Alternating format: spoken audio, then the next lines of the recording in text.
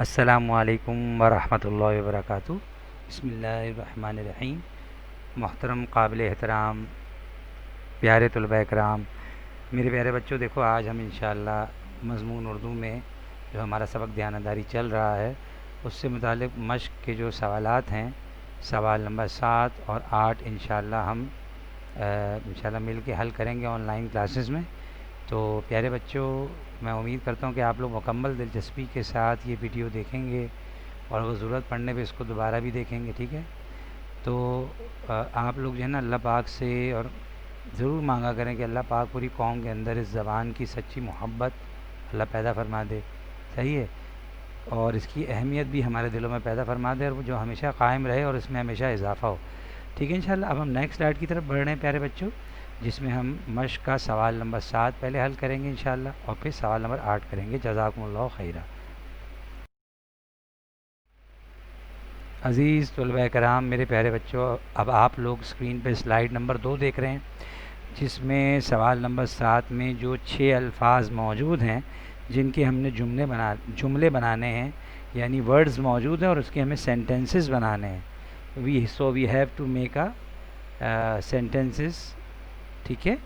تو بیٹا ہمیں جو ہے ان تمام الفاظ کے جو ہے وہ درست جملے بنانے ہیں، اور جملے کی خاصیت میں آپ کو پچھلے اسباق میں بتا چکا ہوں کہ جملہ مختصر ہونا چاہیے، صحیح ہے، بہت چھوٹا بھی نہیں ہونا چاہیے، مختصر ہونا چاہیے، جملہ جو ہے وہ مکمل ہونا چاہیے، جملہ سادہ ہونا چاہیے، ٹھیک ہے بیٹا؟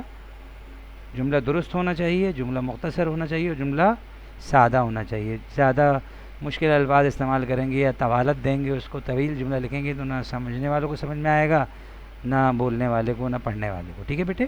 تو یہ الفاظ ہیں، ان کو میں دہرا دیتا ہوں۔ نمبر 1 ہے عادل، جو کسی پہ ظلم نہیں کرتا اسے عادل کہتے ہیں، ٹھیک ہے؟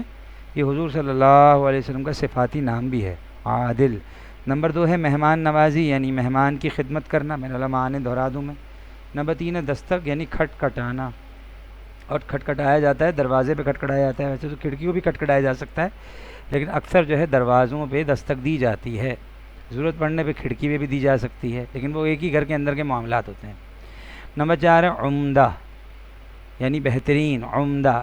نمبر 5 ہے معافی، یعنی اپنے کیے پہ جو آپ نے کسی کے ساتھ زیادتی کی تو دل سے اس سے معافی مانگنا۔ نمبر 6 ہے خواہش، یہ خواہش نہیں ہوتا، خواہش، ٹھیک ہے بیٹا، یعنی تمنا، آرزو، ٹھیک ہے؟ اب ان الفاظ کو انشاءاللہ آن لائن کلاسز میں تو میں آپ لوگوں سے پوچھ کے حل کروں گا۔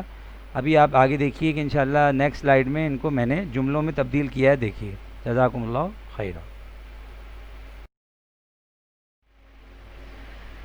پیارے بچوں، آپ لوگ جو ہے اسکرین پہ سلائیڈ نمبر 3 دیکھ رہے ہیں بیٹا، جس میں آپ لوگ پہلا لفظ دیکھ رہے ہیں عادل، تو اس کا میں نے جملہ بنایا ہے اورنگزیب عالمگیر، ایک بادشاہ کا نام ہے اورنگزیب عالمگیر، عادل بادشاہ تھا، اورنگزیب عالمگیر عادل بادشاہ تھا۔ یہ اپنے زمانے کے ایک بہت ہی عظیم اور نیک بادشاہ گزرے ہیں، اور ٹھیک ہے بیٹا؟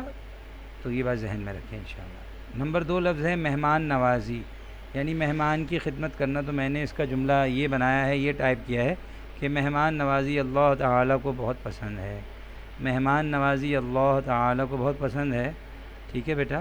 اور خصوصاً جس طرح زمیندار نے نوشیروان کو بغیر پہچانے اس کی خدمت کی، تو یہ بہت ہی بہترین عمل ہے۔ دستک، دستک کہتے ہیں کھٹکھٹانا، تو میں نے اس کا یہ جملہ بنایا ہے کسی کے گھر داخل ہونے سے پہلے دستک دینا ضروری ہے۔ اگر وہ آپ کے کسی عزیز اور رشتہ دار کا بھی گھر ہے نا، بہت قریبی دوست کا بھی گھر ہے، تو بھائی دستک دیے بغیر گھر میں داخل نہیں ہونا چاہیے۔ یہاں تک کہ آپ کا اپنا گھر ہے تو اس میں بھی سنت یہی ہے کہ ہم پہلے گھر والوں کو باخبر کریں، مطلع کریں کہ ہم باہر موجود ہیں، ٹھیک ہے؟ اس کی حکمت میں انشاءاللہ آپ کو بعد میں بتاؤں گا۔ تو یہ ہے کہ کسی کے گھر داخل ہونے سے پہلے دستک دینا ضروری ہے۔ اس سے پہلے والا جملہ میں دوبارہ دہرا دوں، مہمان نوازی اللہ تعالیٰ کو بہت پسند ہے، ٹھیک ہے بیٹا؟ عمدہ، عمدہ کہتے ہیں بہترین کو، تو میں نے جملہ یہ لکھا ہے، آپ دیکھ لیجئے، میری والدہ نہایت عمدہ کھانا پکاتی ہیں، مطلب انتہائی لذیذ کھانا ہوتا ہے وہ، میری والدہ نہایت عمدہ کھانا پکاتی ہیں۔ نمبر 5 ہے معافی، یعنی اپنے کیے پہ شرمندہ بھی ہونا اور اس سے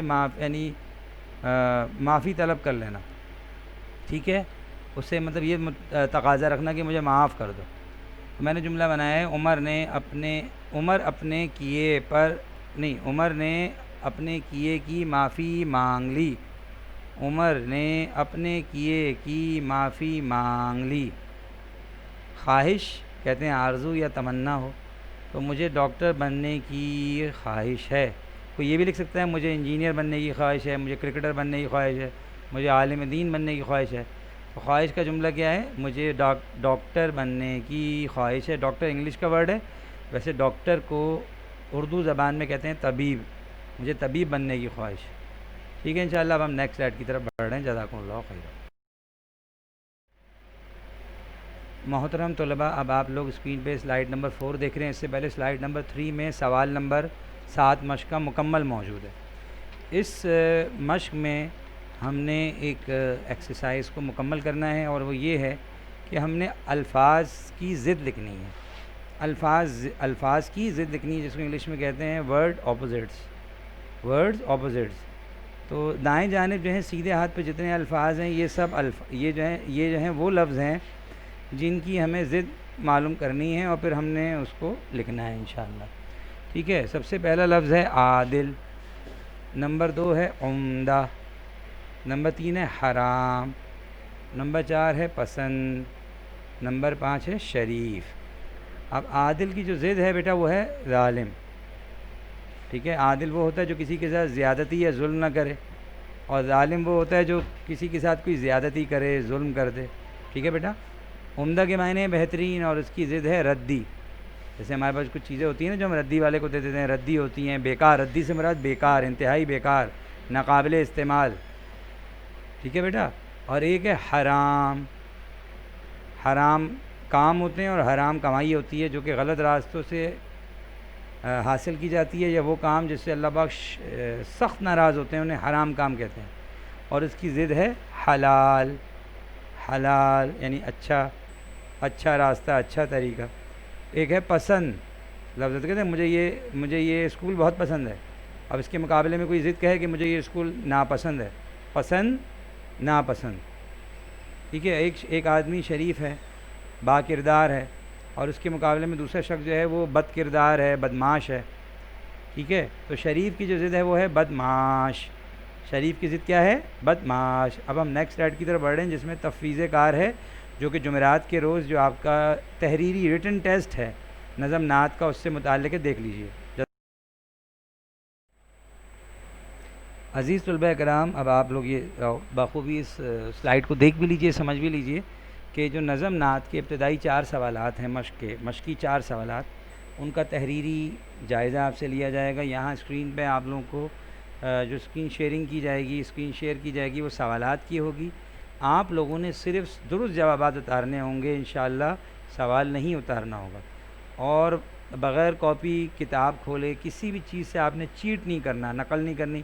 اپنے بڑوں آپ کے ساتھ موجود ہیں تو ان سے صرف سمجھنا ہے، لیکن ان کی ہیلپ لی تو یہ بھی دھوکہ ہے بیٹا. تو میں امید کرتا ہوں کہ آپ لوگ 100% ایمانداری سے اس ٹیسٹ کو یاد کریں گے، اور جمعرات کے دن اس پہ عمل کریں گے 100%. جزاکم اللہ خیرہ. السلام علیکم.